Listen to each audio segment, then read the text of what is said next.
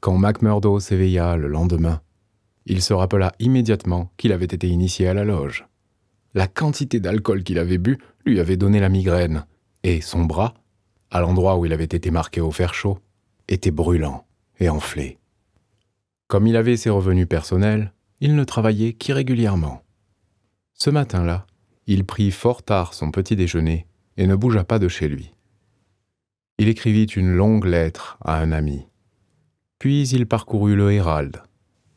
Dans l'une des dernières nouvelles, il lut « Agression contre les bureaux du Herald. Le rédacteur en chef grièvement blessé. » Suivait un bref compte-rendu des faits qu'il connaissait mieux que quiconque.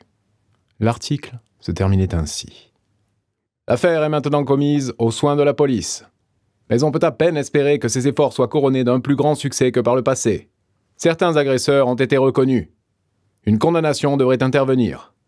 À l'origine de cet attentat, faut-il le préciser, on retrouve cette société infâme qui tient la ville en esclavage depuis si longtemps et contre laquelle le Herald a pris nettement position. Les nombreux amis de Mr. Tanger se réjouiront d'apprendre que, bien qu'il ait été frappé avec une sauvagerie cruelle et qu'il porte de nombreuses blessures à la tête, sa vie n'est pas en danger immédiat. » Au-dessous de l'article, un entrefilet annonçait qu'une garde fournie par la police du charbon et du fer, armée de Winchester, assurerait désormais la défense des bureaux. McMurdo avait rejeté le journal, et il était en train d'allumer une pipe d'une main mal assurée quand on frappa à sa porte. La logeuse lui apportait un billet qu'un jeune garçon venait de lui remettre pour son pensionnaire. Non signé, il était conçu en ces termes. « Je voudrais vous parler, mais je préférerais que ce soit hors de chez vous. Vous me trouverez à côté du mât du drapeau, au haut de Miller Hill. Si vous venez maintenant, je vous dirai quelque chose d'important, pour vous et pour moi. » McMurdo lut et relut ce billet avec la plus vive surprise, car il ne pouvait deviner ce qu'il signifiait, ni qui en était l'auteur. S'il avait été rédigé par une main de femme, il aurait pu supposer que c'était le commencement de l'une de ces aventures dont il avait été friand. Mais c'était une écriture masculine, et même l'écriture d'un homme instruit. Il hésita, puis décida qu'il éclaircirait l'affaire. Miller Hill est un jardin public mal tenu, en plein centre de la ville. En été, les promeneurs y sont nombreux, mais en hiver, il est peu fréquenté.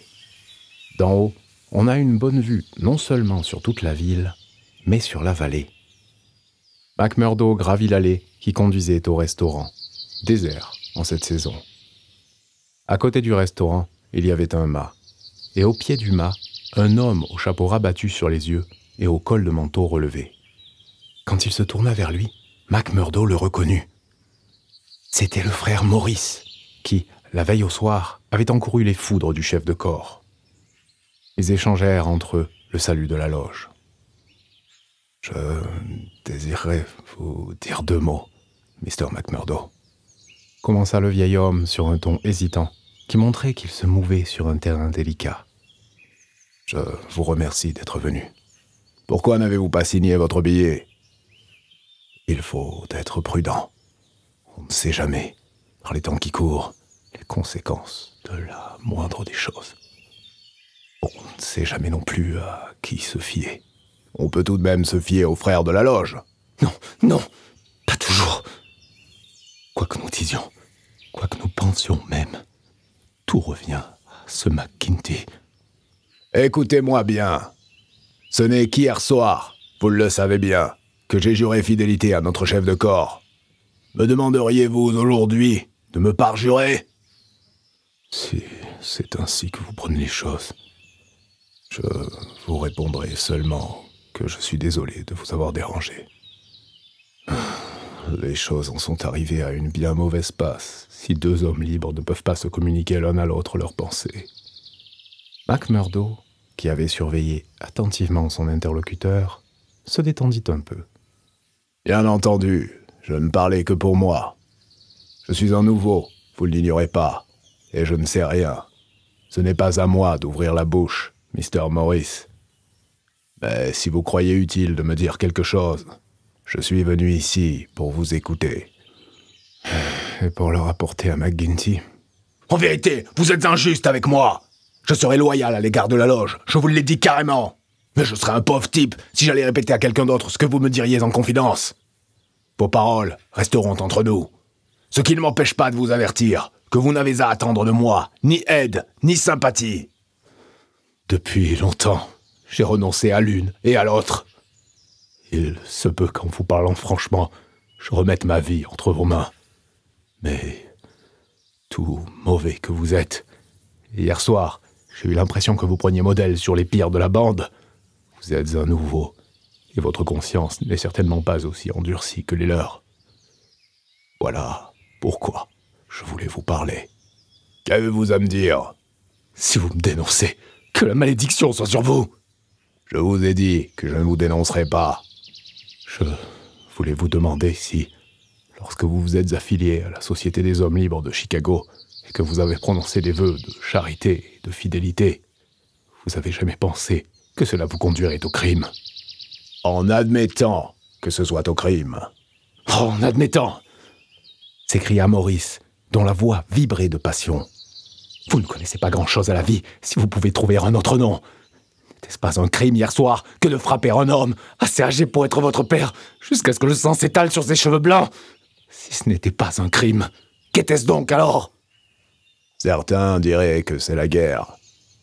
La guerre entre deux classes, totale, inexpiable. La guerre où chaque camp frappe le plus fort possible.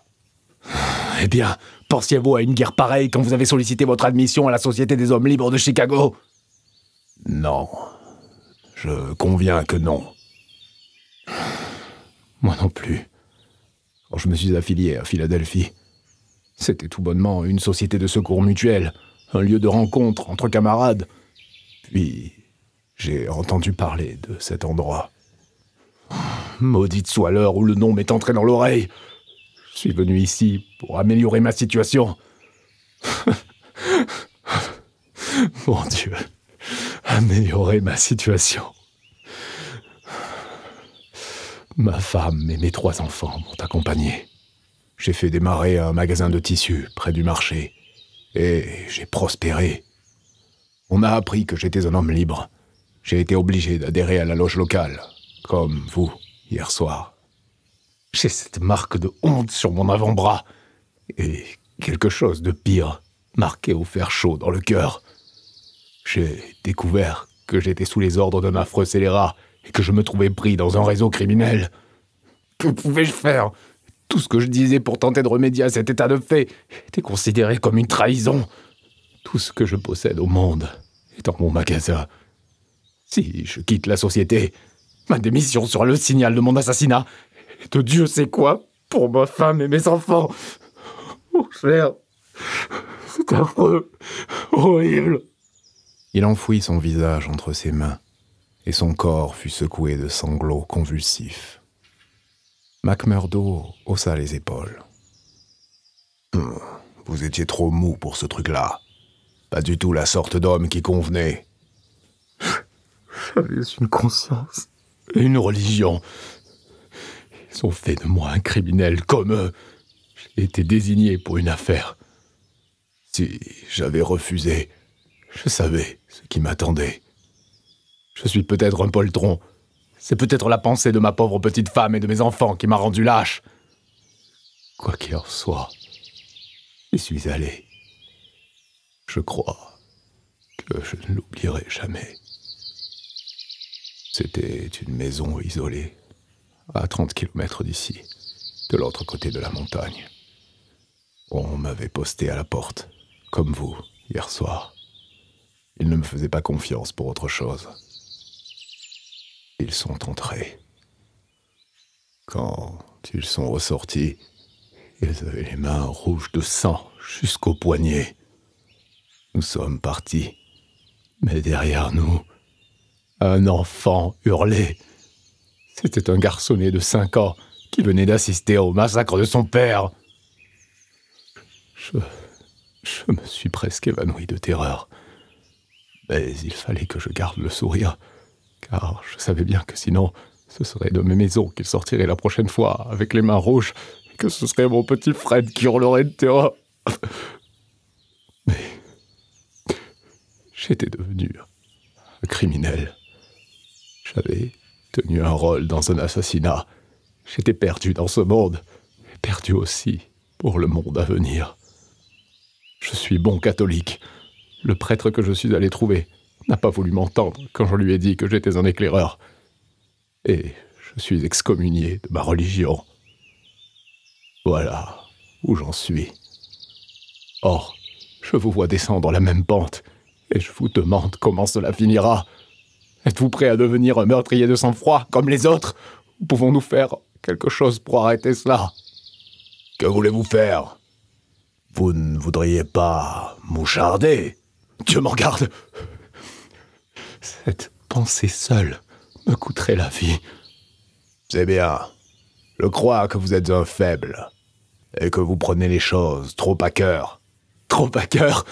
Attendez d'être un peu plus vieux dans le pays. Regardez la vallée. Voyez le nuage de sang cheminé qui la recouvre.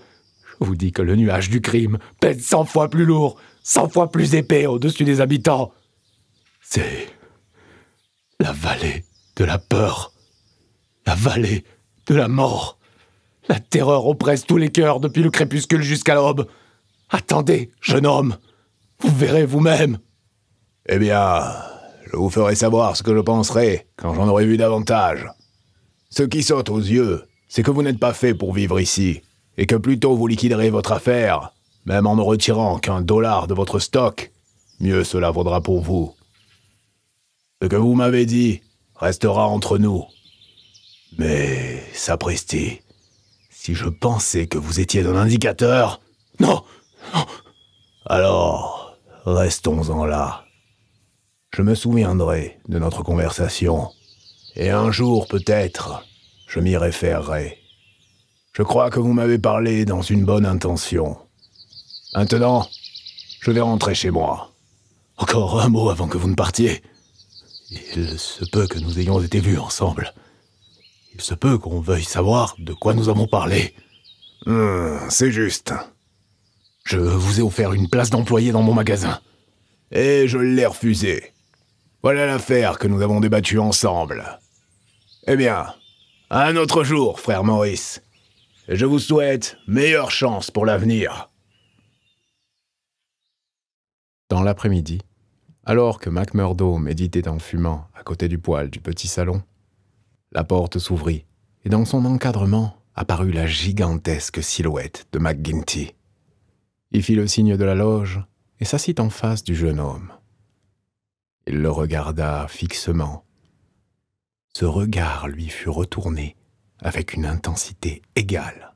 « Je ne viens pas en visiteur, frère McMurdo. J'ai déjà beaucoup à faire avec les gens qui me rendent visite. Mais j'ai pensé que je pourrais faire une mise au point, chez vous. Je suis fier de vous accueillir, conseiller. » répondit chaleureusement McMurdo, qui sortait du buffet sa bouteille de whisky. « C'est un honneur auquel je ne m'attendais pas. Et comment va le bras ?» interrogea le chef de corps. McMurdo fit la grimace. Je serais incapable de l'oublier. Mais je pense que la chose en vaut la peine. Ouais, la chose en vaut la peine pour les fidèles, pour ceux qui apportent leur concours à la loge. De quoi parliez-vous donc ce matin avec le frère Maurice, en haut de Miller Hill? La question avait été si soudainement posée qu'il se révéla préférable que la réponse eût été préparée d'avance. McMurdo éclata d'un gros rire. Maurice ne savait pas que je pouvais gagner ma vie ici, chez moi.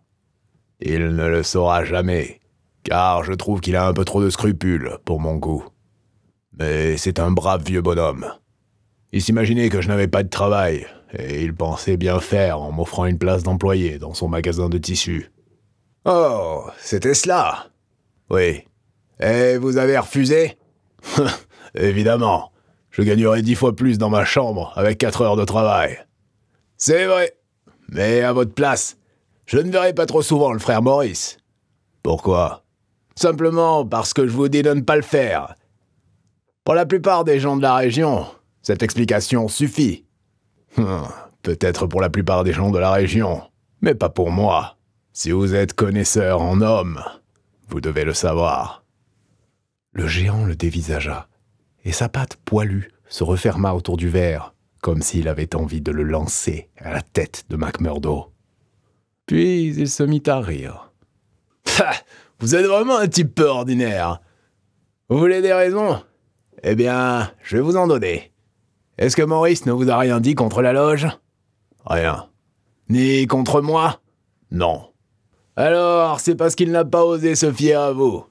Mais au fond de son cœur, il n'est pas loyal. Nous le connaissons bien. Nous le surveillons. Et nous attendons le moment de l'admonester comme il le mérite. Je pense que ce moment n'est pas très éloigné. Il n'y a pas de place dans votre bergerie pour des brebis galeuses.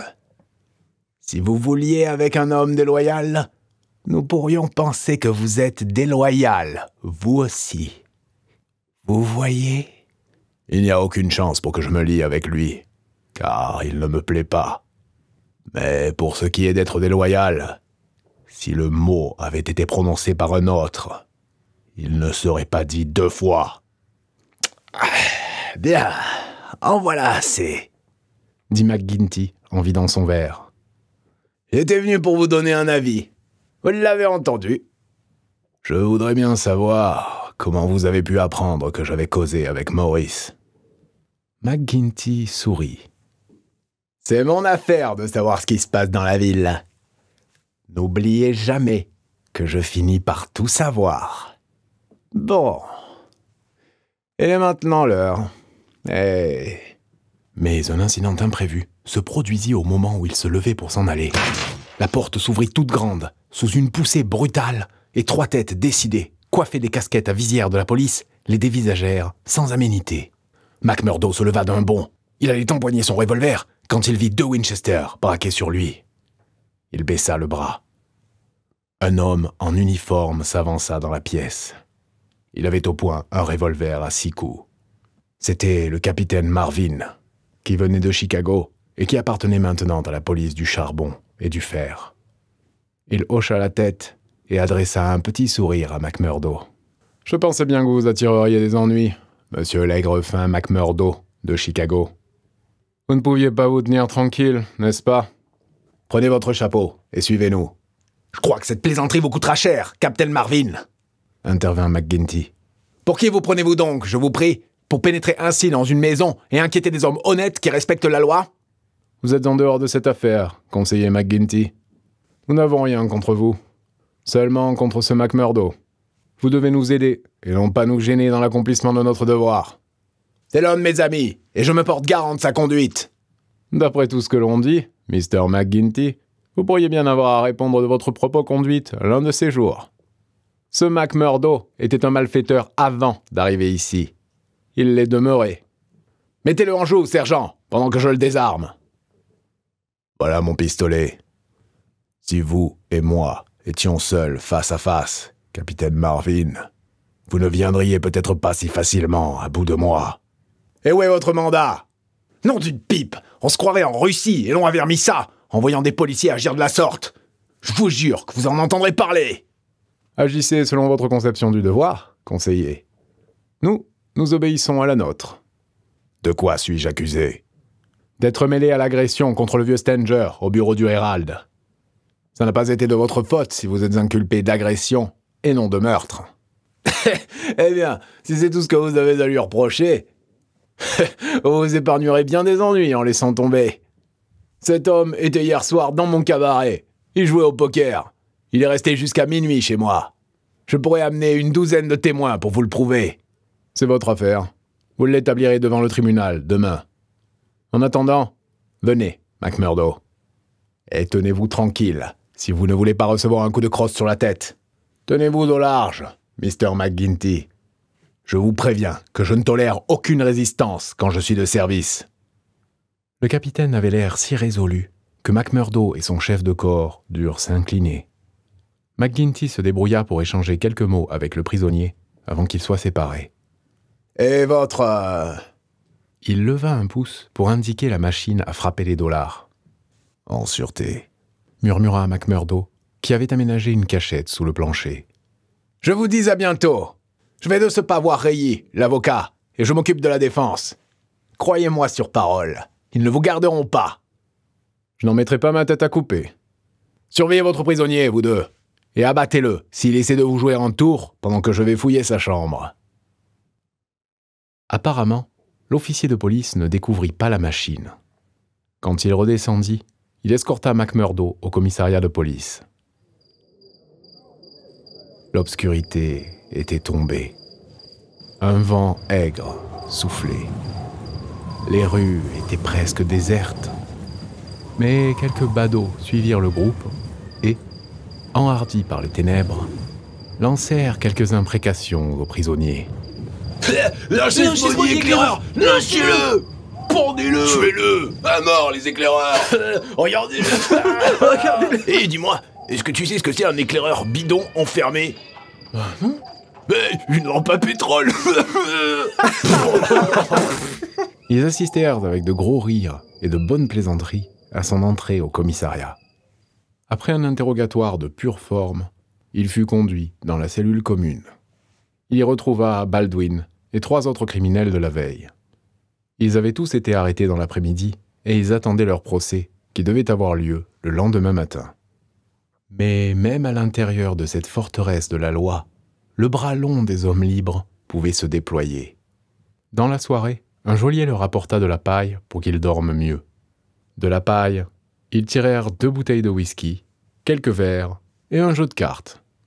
Ils passèrent une nuit joyeuse, sans éprouver la moindre inquiétude à l'égard de la cérémonie du lendemain.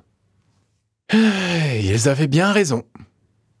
Le magistrat se trouva dans l'incapacité, devant les témoignages produits, de prononcer le verdict qui aurait porté l'affaire devant une juridiction supérieure. D'une part, les ouvriers de l'imprimerie furent obligés de convenir que l'éclairage était mauvais, qu'ils étaient eux-mêmes très troublés, et qu'il leur était difficile de se prononcer absolument sur l'identité des agresseurs. Certes, ils croyaient bien que les accusés faisaient partie du groupe d'assaillants, mais de là à le jurer... Au cours de l'interrogatoire contradictoire, qui fut dirigé par l'éminent avocat engagé par McGuinty, ils se montrèrent encore plus hésitants. Le blessé avait déjà déposé qu'il avait été surpris par la soudaineté de l'attaque et qu'il ne pouvait rien certifier en dehors du fait que le premier qui l'avait frappé portait une moustache. Il ajouta qu'il ne pouvait s'agir que d'éclaireurs, puisqu'il n'avait pas d'autres ennemis dans la ville et qu'il l'avait menacé depuis longtemps pour ses éditoriaux qui les mettaient en cause. D'un autre côté, il fut clairement démontré par le témoignage formel de 6 citoyens, au nombre desquels le célèbre conseiller municipal McGuinty, que les accusés avaient joué aux cartes à la maison syndicale jusqu'à une heure bien postérieure à celle de l'attentat. Inutile de dire qu'ils furent relaxés, avec les excuses du tribunal pour les dérangements qu'ils avaient subis à la suite de la légèreté du capitaine Marvin et de la police. Le verdict fut salué par de vifs applaudissements dans une enceinte où McMurdo reconnut nombre de visages familiers. Des frères de la loge souriaient et battaient des mains, mais d'autres spectateurs demeurèrent impassibles et figés quand les accusés sortirent libres du tribunal. L'un d'entre eux, un petit bonhomme à la barbiche noire, exprima leurs sentiments en s'écriant: « Maudits assassins, nous aurons pourtant votre peau un jour !»